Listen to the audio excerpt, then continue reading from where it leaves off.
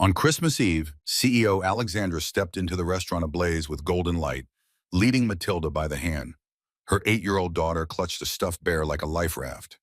Around them, investors laughed loud enough to shake the chandeliers. But Matilda only watched their mouths move, the words meaningless shapes. Alexandra bent down to offer comfort, then was pulled away by a handshake. When she turned back, the chair beside her was empty. A man in a maintenance uniform knelt before Matilda, his hands moving slow and deliberate. Matilda suddenly laughed, a sound that stopped Alexandra's heart. Alexandra was the CEO of a tech finance conglomerate, standing at a crossroads. Tonight's investment dinner would decide everything. If the deal closed, she kept control of her company. If it failed, the board would force her out, perhaps replace her entirely.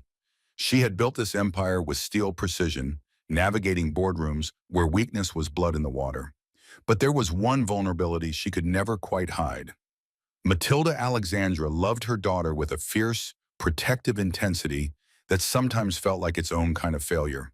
Because love, she had learned, was not the same as understanding. She had hired the best therapists, bought the most advanced hearing aids, scheduled every appointment with military efficiency. She ran motherhood like a project, checking boxes, meeting benchmarks. But there was one thing in all her competence could not buy. She had never learned her daughter's language. Matilda had been deaf since birth, navigating a world that spoke in frequencies she could not hear. At 8 years old, she had learned to read the world through sight. She watched lips form words she had to decode. She saw the way people's eyes slid past her, uncomfortable with difference. She noticed when her mother's attention was always divided, always elsewhere, always on the next crisis. Matilda was bright, sensitive, and deeply aware that she made her mother's life complicated. In rooms full of important people, she knew she was the problem that did not fit the script. So, she learned to make herself small, to fade into corners, to hold her stuffed, bare, and wait for moments to pass. Tonight, Alexandra needed Matilda to be perfect, quiet, invisible if possible. Henry was 40 years old, a contract maintenance worker who had been called to the restaurant to handle electrical and sound system issues on the busiest night of the year. He moved through the world with the quiet confidence of someone who had stopped trying to impress anyone. His work uniform was clean but worn, his tool belt familiar weight on his hip. He was good with his hands, good at fixing things that broke in ways most people never noticed. He had brought his son because the daycare was closed for the holiday. Finn, 10 years old, sat on an equipment crate in the back hallway, coloring a Christmas picture while his father worked. The boy was mature beyond his years, shaped by the absence of a mother and the presence of a father who showed love through presence, not presence. What set Henry apart tonight, what made him different from every other person in that glittering restaurant, was simple. He knew sign language, not the performative kind, learned from a weekend class, but the fluent lived-in kind that came from necessity, the kind that meant family. Finn knew it too. For father and son, signing was as natural as breathing, a language born from a time when words had failed them and hands had to speak instead. The restaurant was dressed for Christmas, like a stage set for privilege.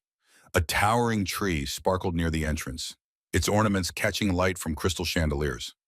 Garland wound around railings, and soft instrumental versions of carols played just loud enough to seem elegant. Through floor-to-ceiling windows, snow fell on the Manhattan street outside, muffling the city into something almost peaceful. Alexandra entered with Matilda, both dressed for the occasion. Matilda wore a velvet dress and held her bear, but her expression was the blank one she wore when overwhelmed. Alexandra squeezed her daughter's hand, trying to offer reassurance, while her own pulse hammered with pre-negotiation anxiety. Hillary, the company's head of public relations, materialized beside them with the smooth efficiency of someone orchestrating a performance. She leaned close to Alexandra's ear, voice low and urgent. Tonight is about the script. Smiles, confidence, control. After 15 minutes of greeting the investors, we can move Matilda to a private room. She'll be more comfortable and we avoid any disruptions.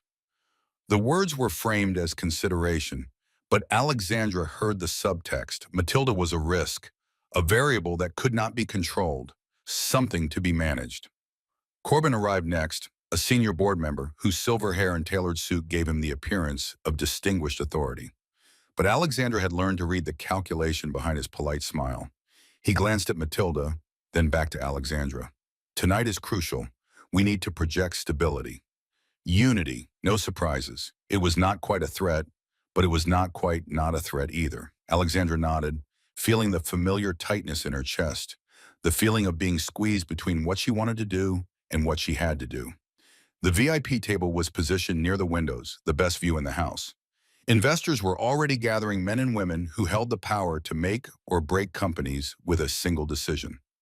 Leon, the key investor, was a man in his 60s with sharp eyes and sharper instincts. He did not suffer fools, and he did not invest in weakness. Matilda was seated beside her mother, but the chair felt too large, the table too high. Around her, adults spoke rapidly, laughed explosively, raised glasses and toasts. She could feel the vibrations of their voices through the table, but the words themselves were lost. Her hearing aids picked up a jumbled mess of background noise, all of it too loud and none of it making sense. She looked at her mother. Alexandra was smiling, nodding, shaking hands, but her eyes never quite landed on Matilda. Not really. Not in the way that meant I see you. An investor arrived and Alexandra stood to greet him, leaving Matilda alone in a sea of incomprehensible noise. The child's fingers tightened on her bear. Matilda had learned that when the world became too much, the solution was to find somewhere quieter, somewhere smaller. So when no one was looking, when all the adults were busy performing their important adult rituals, she slipped from her chair and walked toward the back of the restaurant. The hallway near the kitchen was dimmer, less decorated. Service staff moved past with hurried efficiency, but none of them stopped to question a well-dressed child. Matilda found a spot near a door marked maintenance and stood there holding her bear, letting the relative quiet settle her racing heart. That was when Henry saw her. He had been checking a circuit panel when he noticed a small figure standing uncertainly in the service corridor. She was clearly not supposed to be there, but she did not look lost. She looked like someone who had chosen exile over chaos. Henry approached slowly, making sure she could see him coming. He knew the rules about approaching someone else's child, knew the boundaries of his position as a maintenance worker in a place like this. But he also knew what it looked like when someone was drowning in plain sight. He knelt down, bringing himself to her eye level. He did not speak, did not ask questions that would require her to explain herself to a stranger.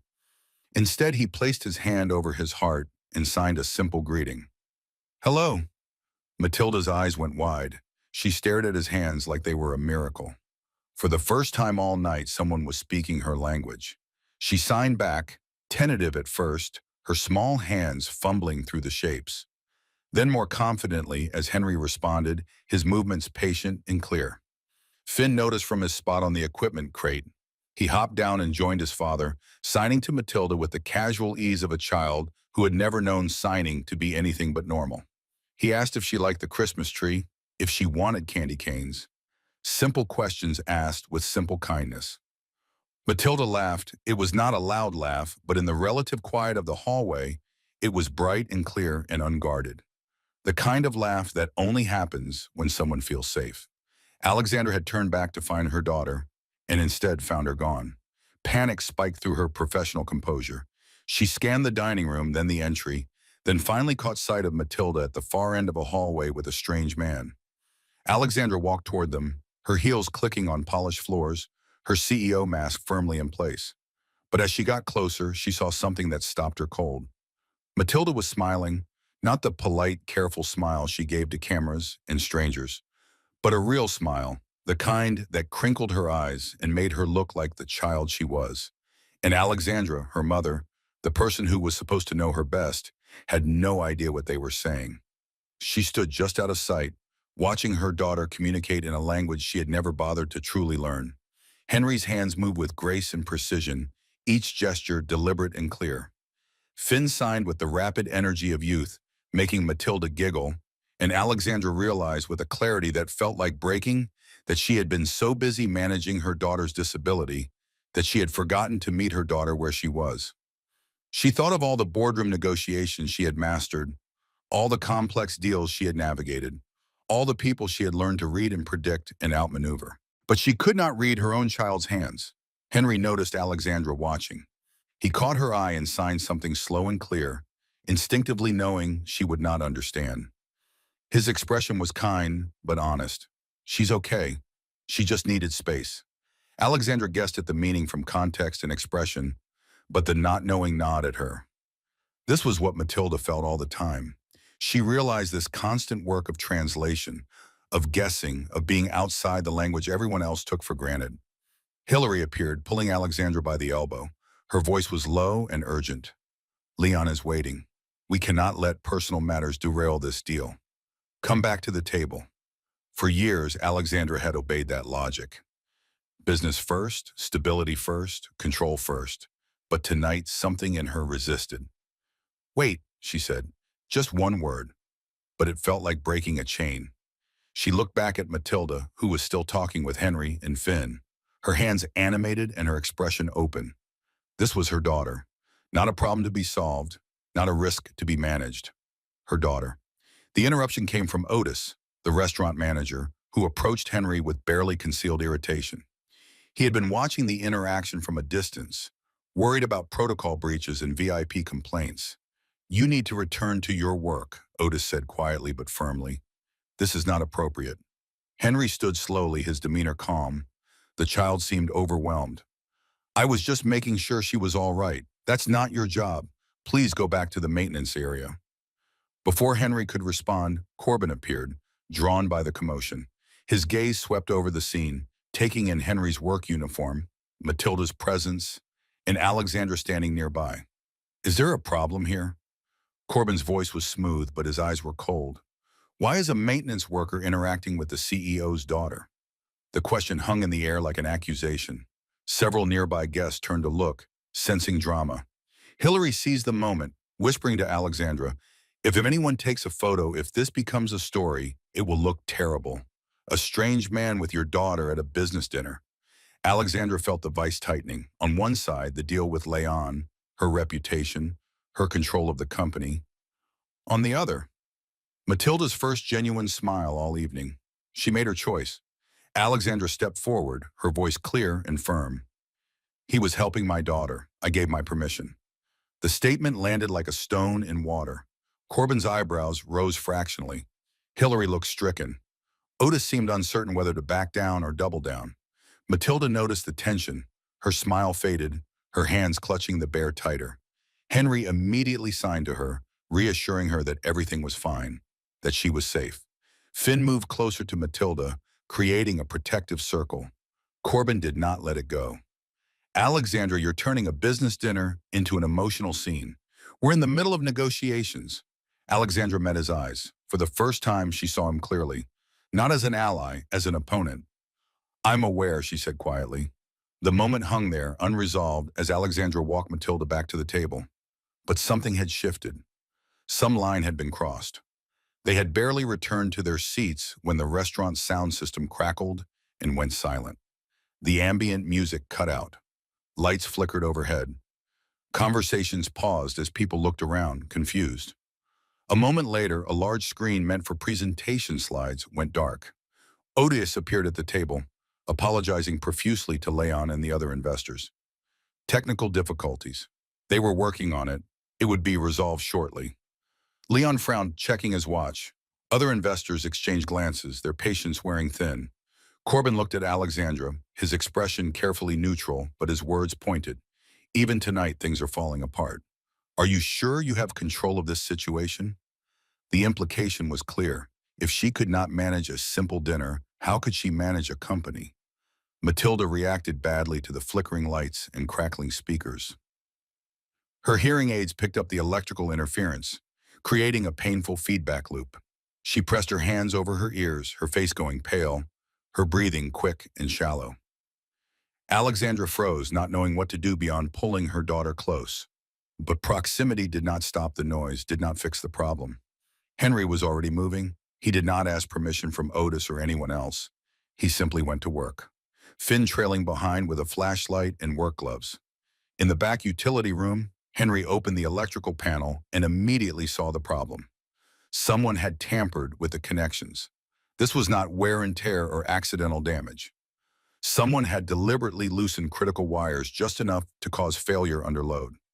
He saw fingerprints and dust on the panel, handprints that did not match the pattern of normal maintenance access. Working quickly, Henry bypassed the damaged connections, replaced a blown fuse, and isolated the feedback loop, causing the speaker interference. Within minutes, the lights stabilized and the sound system came back online. He returned to find Matilda still shaken, but calmer. He knelt down and signed to her. "All fixed. You're safe now." Matilda, without thinking, reached out and briefly held his hand. The child's instinctive thank you to the adult who had made the fear stop.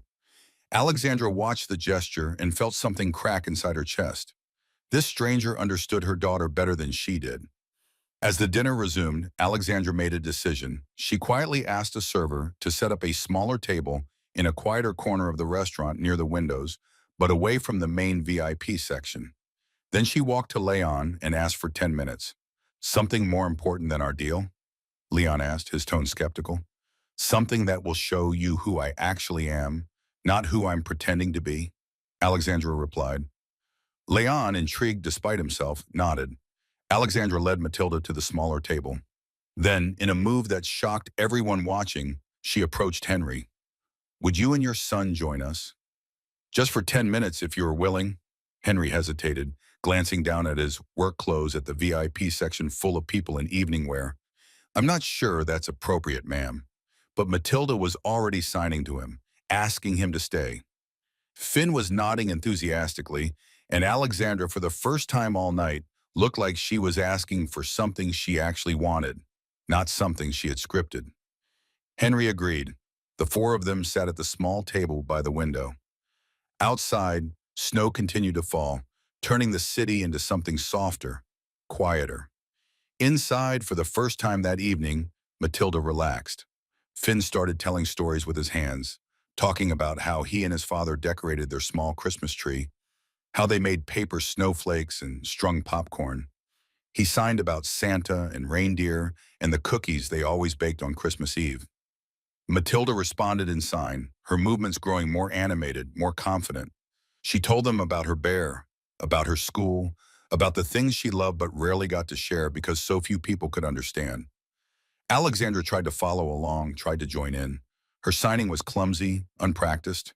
She made mistakes that Matilda gently corrected. At one point, Alexandra signed something backwards, and Matilda actually laughed, not cruelly, but with the patience of a child teaching an adult. The sound of that laughter, that forgiveness, nearly broke Alexandra. Henry explained why he knew sign language. He told them about Finn's accident years ago, a fall that had damaged his hearing for months. During that time, sign language had been their only reliable way to communicate. Henry had learned it in hospital waiting rooms and from YouTube videos at 2 in the morning, desperate to reach his son across the silence that had fallen between them. "There were nights," Henry said, speaking aloud while his hands moved for Matilda's benefit, "when the only thing holding us together was the fact that I could tell him I loved him, even if he couldn't hear it. Hands can say things that voices sometimes can't." Alexandra looked at Henry's hands, scarred and oil-stained from years of manual labor. Hands that had learned tenderness out of necessity, hands that had built a bridge to his son when everything else had failed. Then Matilda did something small but profound. She placed her stuffed bear in Alexandra's lap, a gesture of trust, of invitation, of offering her mother a chance to step into her world. Alexandra understood. She held the bear carefully like it was made of glass. When Alexandra returned to the main table, Corbin had already set his trap. Another crisis had emerged. A critical USB drive containing financial documents needed for the presentation had gone missing. Security was being called. The VIP area was in controlled chaos. Hillary, whether intentionally or not, directed suspicion toward the back areas. Someone from the maintenance crew was accessing the technical systems. Perhaps we should check if anything else went missing. Eyes turned toward the hallway where Henry had been working. George, the head of security, approached Henry with apologetic but firm professionalism. "Sir, I need to check your equipment bag. It's just protocol." Finn stepped in front of his father, protective and afraid.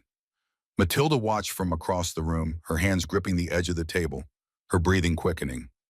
Alexandra stood. "Stop. He just saved this dinner. He did nothing wrong." But Leon and the other investors were watching, and the optics were terrible. George had no choice but to proceed with the check, even though it humiliated Henry in front of everyone. Otis offered apologies to the VIP guests, but the apologies themselves became an indictment, painting Henry as the problem that needed managing. Finn's eyes filled with tears. He held his father's hand tightly, trying to be brave. Matilda could not stand it. She stood up and walked into the center of the room. In front of all the investors, all the board members, all the people who had spent the evening pretending she did not exist, she signed. Her hands moved clearly, precisely, forming words that most people in the room could not understand. He's good. He helped me. He's my friend. But the investors did not know sign language. They saw a child making gestures they could not interpret, and their discomfort grew. Alexandra felt rage and shame burning in her throat. Rage at herself for not understanding her own daughter. Shame that Matilda was speaking and no one could hear. She knelt beside Matilda and signed back haltingly, imperfectly. "I'm sorry. I should have learned this years ago."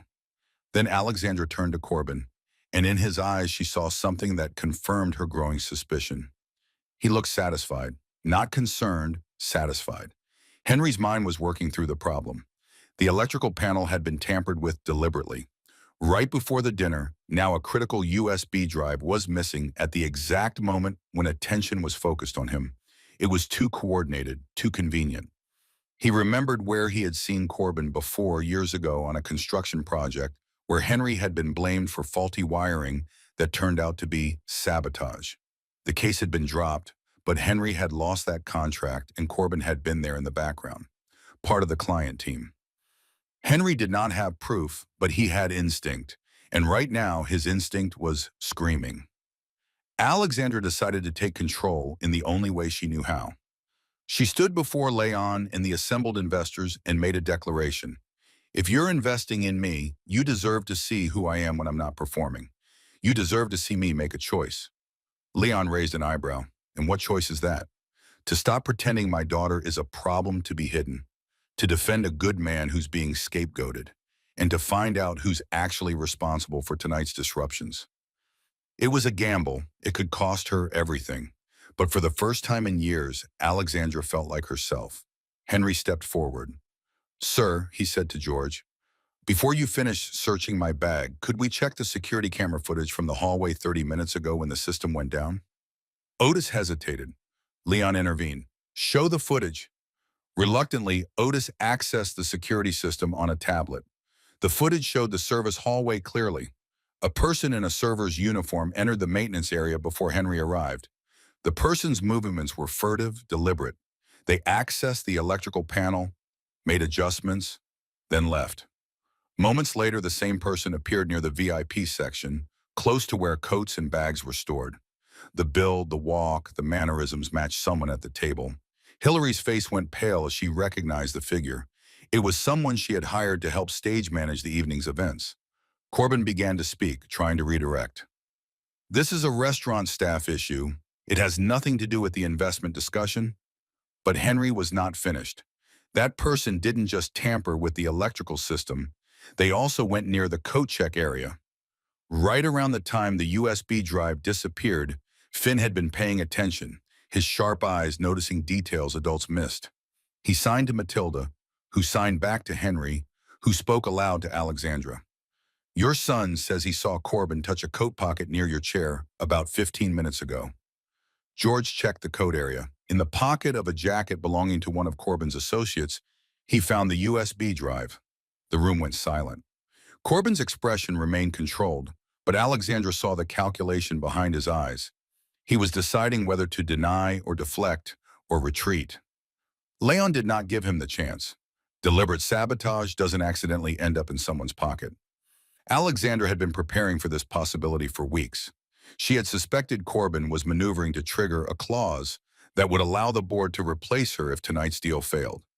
She had gathered evidence quietly through her lawyer, William, who now stepped forward with documentation.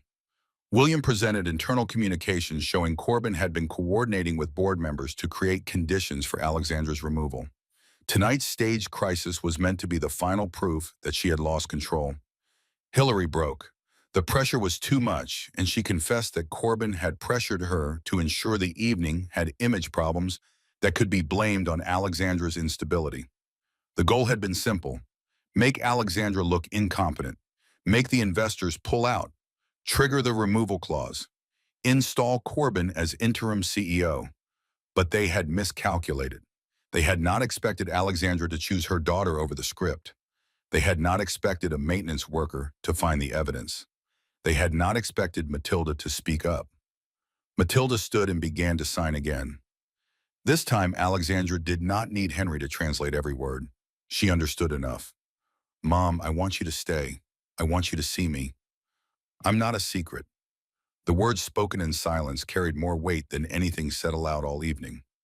Leon watched the exchange. When Matilda finished, he nodded slowly, not with pity, with respect. "A CEO who protects her child in front of investors is someone who can't be manipulated easily," he said. "That's the kind of stability I invest in." After the dinner, consequences unfolded with swift precision. Corbin was suspended from the board, pending a full investigation into corporate misconduct. Hillary was terminated, her carefully crafted career dismantled by her own choice to enable sabotage. Alexandra did not hide what had happened. She released a statement acknowledging the attempted coup and her own failures as a mother who had prioritized image over connection. More importantly, she enrolled in sign language classes, not the weekend crash course kind, the real kind, the committed kind. She practiced every morning before work and every evening after. Her hands would never be as fluent as Henry's or Finn's, but they would be honest. She established a foundation to support deaf and hard-of-hearing children, but she was careful not to make Matilda the face of it. Her daughter was not a mascot. She was a child. Henry received a formal apology from Otis and the restaurant management. They offered him a long-term contract with better pay and flexible hours. But what mattered more to Henry was that it was not charity. It was recognition of his skill and his character. Alexandra offered Henry a position as accessibility consultant for her company, helping to create systems and spaces that worked for everyone. The hours were flexible, the pay was fair, and most importantly, it was built on mutual respect, not gratitude or pity. 2 weeks after Christmas, Alexandra invited Henry and Finn to a small gathering at her home. Not a business dinner, just dinner. The four of them sat in Alexandra's living room, which was simpler and warmer than the sterile elegance of the restaurant. A modest Christmas tree stood by the window, decorated with a mix of expensive ornaments and handmade paper snowflakes that Matilda and Finn had created together. Matilda reached up and hung a new ornament on the tree, one she had made herself. It was a simple design, two hands reaching toward each other, fingers almost touching. Alexandra knelt beside her daughter and signed slowly but clearly, "I love you." Matilda signed back, then reached for Henry and Finn, pulling them into a circle. The four of them stood together, and Matilda taught them all a single sign. One word that carried the weight of everything that had happened, everything that had changed. Family.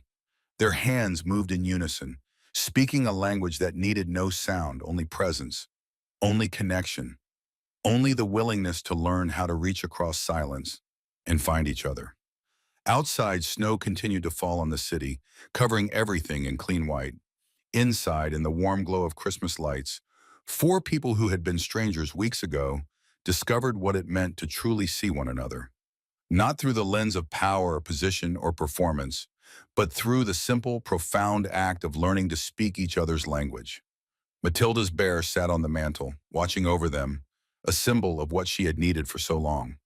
Safety, understanding, home. And for the first time in as long as she could remember, Alexandra was not thinking about the next meeting, the next crisis, the next move in the chess game of corporate power. She was thinking about how her daughter's hands looked when she laughed, how Finn's eyes lit up when he told stories, how Henry's patience had built a bridge where Alexandra's competence had failed. She was thinking that sometimes the most important language was the one you had to learn from scratch, the one that required you to slow down, to be humble, to admit you did not know everything, the one that was spoken not with authority, but with love. As they sat down to dinner, Matilda signed a question to her mother. Alexandra did not understand every word, but she understood enough. "Are you happy?" Alexandra signed back, her movement still clumsy, but her meaning clear. Yes, I'm learning. Matilda smiled, the same bright, unguarded smile she had given Henry in that hallway weeks ago, the smile that had changed at everything. And in that smile, Alexandra saw what she had been missing all along. Not a daughter who needed to be managed, but a daughter who simply needed to be seen. The conversation flowed in two languages, spoken and signed, sometimes overlapping, sometimes separate. It was not perfect. There were misunderstandings and corrections and moments of confusion, but it was real, and real, Alexander was learning, was worth more than perfect ever could be. As the evening wound down and Finn started to yawn, Henry prepared to leave. At the door, he turned to Alexandra. "Thank you," he said simply. "For what?" Alexandra asked. "For letting me help. A lot of people in your position wouldn't have." Alexandra shook her head. "You helped my daughter when I couldn't. I'm the one who should be thanking you." Henry smiled, the quiet smile of someone who understood that some gifts could not be repaid, only passed forward. After they left, Alexandra sat with Matilda on the couch, the Christmas tree lights glowing softly. Matilda curled against her mother, the stuffed bear tucked between them. Alexandra signed to her daughter in the dim light, practicing the phrases she had learned that week. "I see you, I hear you. Even when you're silent, I'm listening." Matilda's eyes drifted closed, peaceful and safe. For 8 years, Alexandra had been trying to bring Matilda into her world, the world of board meetings and quarterly reports and carefully managed images. But tonight she understood that she had been doing it backwards. The real work, the important work, was learning to enter Matilda's world, to meet her daughter where she was, in the language she spoke, in the silence that was not really silence at all. It was a world where hands could say, "I love you," where understanding was more valuable than words, where connection did not require sound, only presence. And as snow fell outside and the city settled into its Christmas Eve quiet, Alexandra made a promise to herself and to her daughter. She would learn this language, not just the signs, but the patience behind them, the listening, the seeing, the being fully present in a moment instead of always racing toward the next one. She would learn to be the mother Matilda needed, not the mother she thought she was supposed to be, and she would never again let anyone make her daughter feel like a secret that needed hiding. Matilda stirred in her sleep, her hand unconsciously signing a single word. Home. Alexandra kissed her daughter's forehead and signed back, even though Matilda could not see. "Yes, baby, we're home." And for the first time in longer than she could remember, it was.